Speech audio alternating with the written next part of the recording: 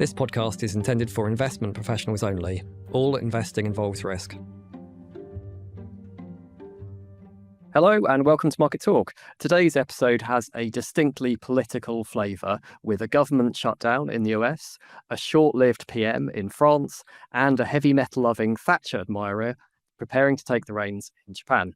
My name's Harry Brooks. I'm a content manager in L&G's asset management business, and I'm joined today by Bennett, Head of Investment Strategy Asia, who joins us as normal from Hong Kong. How's things with you, Ben? Yeah, very well, thanks. We've just had a couple of holidays here in Hong Kong, actually, and yesterday was the day after Mid-Autumn Festival holiday. So that's when everyone goes home and their families and eat mooncake. As far as I can tell, that's the big thing.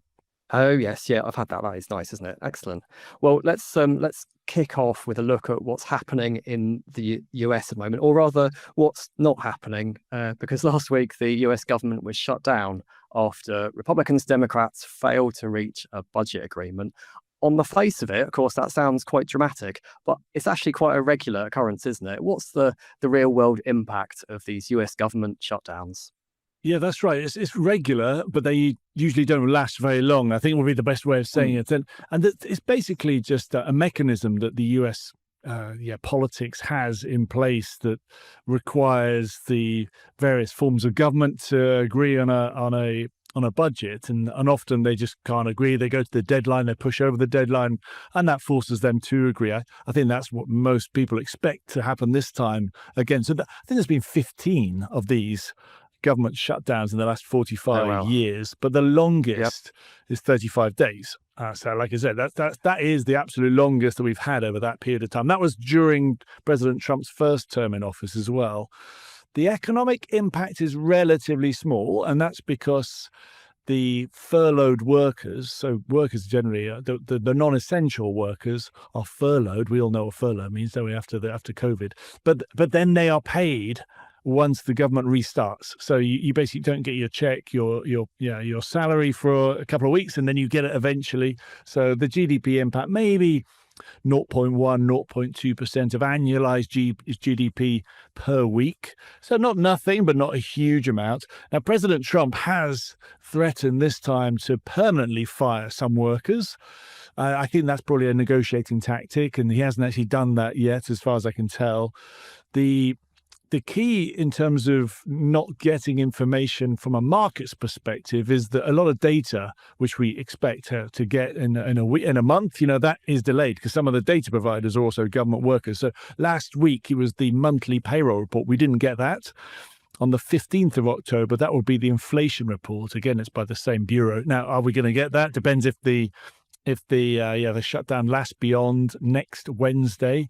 There's also a deadline next Wednesday, I think next week, I think it is Wednesday, for a lot of military personnel to be paid. And that's, over 1 million people in the military or associated with the military. That is probably the biggest deadline, because if, the government decides not to get something done over that period of time, there'll be a lot of disgruntled people there that are very high profile. That'll be my best guess, that we get something agreed in the next few days, and we hopefully get that CPI data, and we'll get that payroll data that we missed. We'll just get it a few days late. So just the usual chaos by the sounds of it, really. Sticking with the political swirl, let's talk about France. Anyone who made a mental note that the new Prime Minister's name is Sébastien Lecornu might wonder now why they bothered. As less than a month after he was appointed, he's resigned.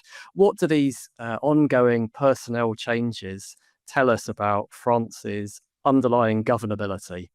That's right. I think he lasts less than Prime Minister Liz Truss in the UK, didn't they? Which was that she was quite a high-profile, very short term. So yeah, that's something that France has over the UK. And to be honest, France, the problem that they have is that they have a president, Macron, who doesn't control the parliament. The parliament, his party doesn't have a majority. So whoever he puts in place, he's had a few goes at it, generally they're not able to pass a budget because they're not able to get a majority to support the budget. And then they just lose some sort of confidence vote, no confidence vote. We've had that a few times, haven't we? So, and then they leave, and it's pretty tricky. So how do you resolve that? Well, Macron could resign, but he doesn't look as though that's going to happen. His term is up in 2027, so he could call an election for the parliament. The last one was last summer, and it's been over a year since then. And that's the crucial bit. You need to have 12 months before the last election to get a new one. But, the question mark, are we going to get a much different parliament? Are we going to get a majority for Macron? Again, I don't know. This is difficult. And markets are reflecting this level of uncertainty. The yield, I think we spoke about it last time in my number of the month, didn't we? The yield of French 10-year government bonds, when I spoke last time with you, it was 80 basis points over German 10-year government bonds, so 0.8%. It's gone up to sort of 85 basis points. It has crept a little bit higher, but not much with this chaos. I think it's pretty much baked in. The equity markets in France have also a little bit lower. Some banks have been a bit weaker. I think most investors are pricing in a bit of chaos, but not anything too fundamental, no sort of defaults or, leave the euro area, that type of stuff. That would lead to much weaker markets, much higher spreads. So it's just, headline chaos. We have seen a downgrade by the rating by Fitch for the credit rating. So some fundamental weakening because if you can't pass a budget, how do you know what the fiscal situation is going to be? But like I said, I don't think it's too dramatic yet. Well, hopefully whoever steps into the role next time manages to outlast a lettuce. Last week, we learned that Japan is about to have a female prime minister for the first time in its history. As I mentioned in my intro, the new PM is into heavy metal and calls herself Japan's Margaret Thatcher. What are the main challenges that she'll be looking to tackle, and how have markets reacted to her appointment? That's right. So Takaichi is the new prime minister. Well, so actually, to be fair, she's the new president of the LDP, which is the biggest party in Japan. She isn't yet the prime minister. She needs to get the parliament to vote her into becoming the prime minister. And as we talk, which is Wednesday, the 8th of October, that hasn't happened yet. And it's been pushed back a little bit because, again, a bit like France, they don't actually have the majority in parliament. It does look as though she will be made the prime minister. There is a path to I guess parties getting together, forming a coalition and voting her in. If she does get voted, and when she gets voted in, I think is probably the most likely. The market implications. She was a bit of a surprise, and of all the candidates that were up for the presidency of the party, she's probably the most fiscally loose. There's a little bit of Abe, remember Abenomics, 10 years or more, where it was about cutting interest rates. It was about providing a lot of fiscal stimulus. It was about a structural reform. And there's a little bit of that in terms of the market reaction. So the perception is that there will be potentially a bigger fiscal deficit. They could get the Bank of Japan not to hike interest rates quite so aggressively as they might otherwise. The Bank of Japan isn't independent as an entity. There's quite a lot of linkage with the Ministry of Finance in Japan. So, whoever is the prime minister can have some influence over monetary policy. So on the back of that, we have seen, yen weakness, because if you're going to be easing policy, you're going to be cutting interest rates, that doesn't make you particularly attractive from a foreign perspective. So the yen, if we look at the week to Tuesday, so yesterday's close. So the election happened last weekend. So let's just sort of take a week around that election. The yen is down 2.4%, so 2.5% or so to yesterday's close. And in terms of bond yields, short-dated bond yields fell. 2-year bond yields down 5 basis points. That's reflecting potentially less hikes coming from the Bank of Japan. But what we've seen a lot about people's concern about fiscal policies, the curve steepening, haven't we? So whereas short-dated yields are kept low because central banks will keep yields low, the long-dated stuff keeps going up. The yields go up because people are a bit worried about fiscal sustainability and inflation potentially in the future. So the 40-year bond, as an example, that yield has gone up 15 basis points over the last week. So quite a decent move, in terms of steepening of the curve, weakness of the yen. The equity markets cheered it a little bit. Fiscal easing is good. And also the fact that the yen has weakened also helps. So the TOPIX is up nearly 3% over that period of time. But as I mentioned, that 2.5% of that is the yen. So it's in terms of yen adjusted, it's only up about 0.5%. So that is the move so far. It's really interesting. If she can get on with the fiscal easing, try and get interest rates even higher, inflation a little bit higher, which ultimately over the long term would be potentially good for Japan.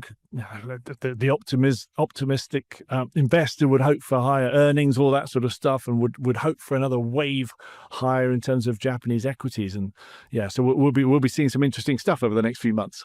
Interesting point about the central bank and how it's not independent in the same way that we're perhaps used to here in the context of the conversations that we've had around the Fed over recent weeks. Yeah.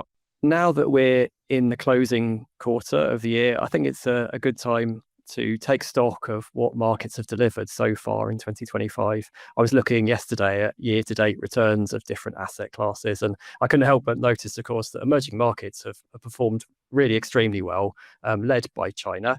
Is it surprising to you that we've seen such strong returns from China despite the absence of a trade deal with the US?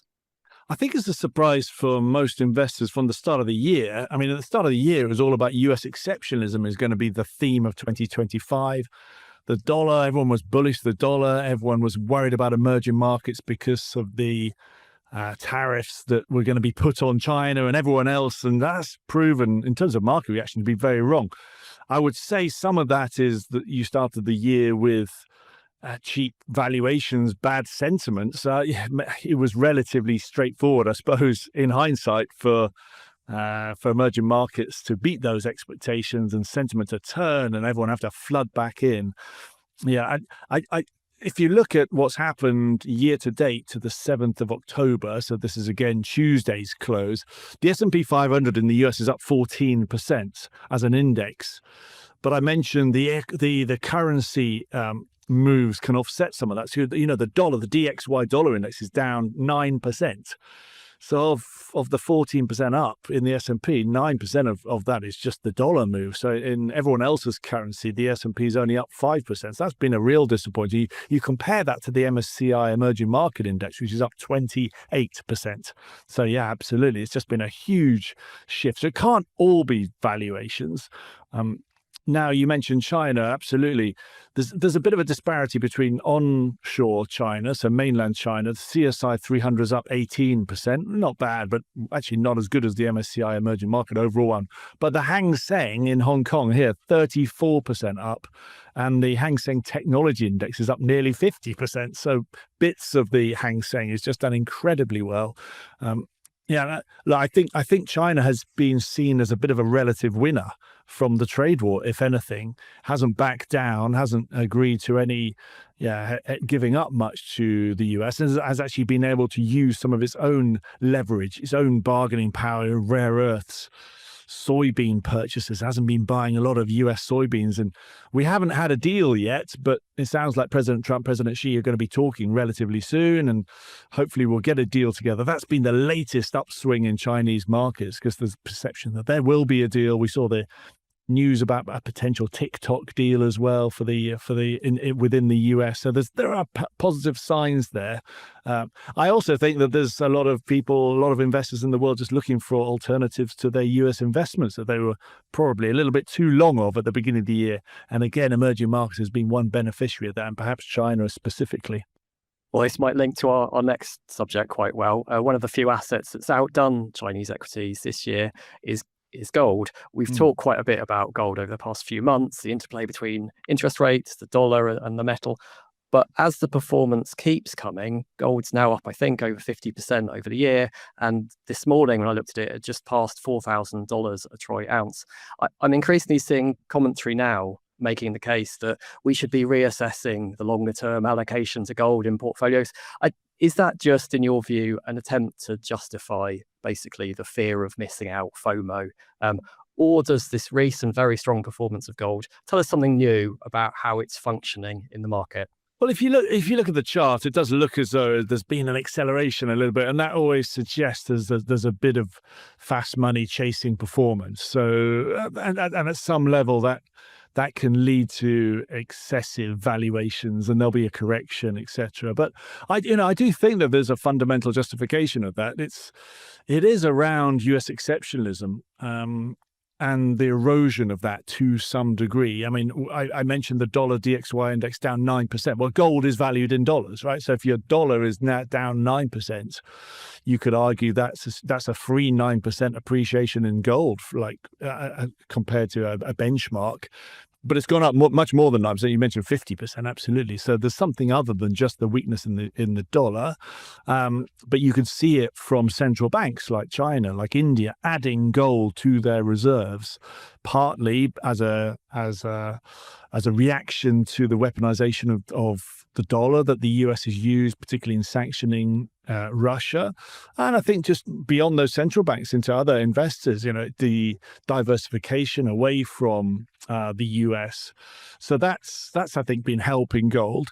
And then more broadly, right, you've got an issue with a currency, fiat currency, not just the dollar. I mean, the euro, sterling, loads of currencies are being used by governments to fund big deficits. So they're running big government deficits. They're issuing loads of government bonds to finance those deficits with growth that is actually under pressure. I mean, something's got to give. This isn't a free lunch. And one thing that gives is potentially higher yields. We've seen steep curves everywhere else. But then the governments are talking about, well, let's try and keep yields down. Let's try and keep central banks from hiking rates. Let's try and get central banks to cut interest rates. We've definitely seen that in the US. But again, that's not a free lunch. There'll be some impact of that, and potentially one is a weaker dollar or weaker currencies more broadly. I mean, we've seen it in the US, but like I said, it's not just a US thing, it's everywhere else. If there's one currency or one, I guess, quasi currency that you can't debase, you can't ask your central bank to issue loads of or cut interest rates, it's gold, isn't it? So I think gold has been one beneficiary of the US exceptionalism erosion, and then this erosion of confidence in more broadly fiat currency. Now, the question is, does that continue? I can't see anything stopping that for the next few months or so. So, yeah, that's the argument for why the gold trade can continue. It can keep going up, with the caveat that, of course, some of the movement recently has got to be hot money. So that, yeah, it could be volatile, but I could see this trend continuing. Hot money, but some underlying trends. Interesting stuff. So we've reached my favourite part of the podcast. Ben, what have you got for us this week? What's your number of the week? Yeah, number of the week. Well, I was going to go with $65 because we haven't spoken about oil, have we? We've sort of been a bit quiet recently. So $65 is roughly where Brent crude was priced per barrel yesterday. And it hasn't been that volatile, to be fair, but it has been coming down this year. It was about $70 a barrel a couple of weeks ago on the 26th of September. There was some headline over the weekend about a big production increase potentially coming from OPEC Plus. They did announce a production increase, but not as much as expected. But it helped to keep oil prices falling. And look, oil has hit sort of $80 a barrel occasionally this year on the back of some geopolitical issues, some of the tension, some of the issues that we've had in the Middle East, of course. Now, all central banks, all governments really want to get inflation down. Oil, commodities more broadly, but oil in particular is quite a big drive of that, and would like generally to see lower oil prices, as long as you're not one of the oil producers. Everyone else wants to have lower oil prices to feed into inflation, don't they? So it's at the bottom of the range of the whole year, sort of 65. It's got a little bit lower, but it could go lower. Let's hope that we get even more good news out of the Middle East, and who knows what might happen in Ukraine, Russia. But if those sorts of things, if we get positive surprises there, we could get even lower oil prices, which again would just be a big help for everyone, for inflation to get lower, to justify lower interest rates, and to keep the rally going. That would be nice. $65. I'll try and remember that for when we catch up in a month's time, I think. Ben, thanks as always for your time talking to us today, and thanks to all listeners at home.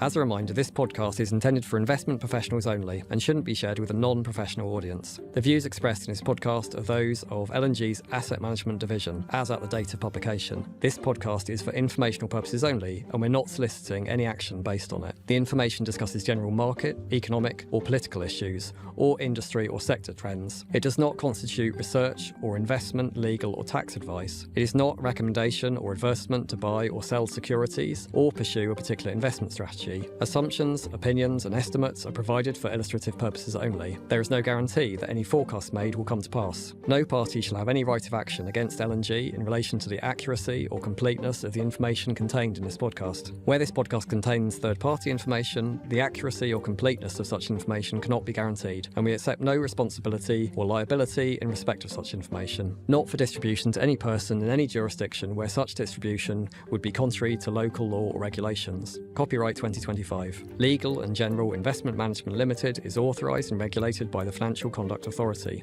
Unless otherwise stated, references herein to L&G, we and us are meant to capture the global conglomerate that includes, in the European Economic Area, LGIM Managers Europe Limited, authorised and regulated by the Central Bank of Ireland as a UCITS management company pursuant to European Communities Undertaking for Collective Investment in Transferable Securities Regulations 2011 as amended, and as an alternative investment fund manager pursuant to the European Union Alternative Investment Fund Managers Regulations 2013 as amended. In the USA, Legal and General Investment Management America, Inc., a US SEC-regulated investment advisor. In Japan, Legal and General Investment Management Japan, KK, a Japan FSA-registered investment management company. In Hong Kong, issued by Legal and General Investment Management Asia Limited, which is licensed by the Securities and Futures Commission. And in Singapore, issued by LGIM Singapore Pte Limited, company registration number 2022318776W, which is regulated by the Monetary Authority of Singapore. For full terms and conditions, please visit our website. To find more content, you can check us out on LinkedIn or on our website.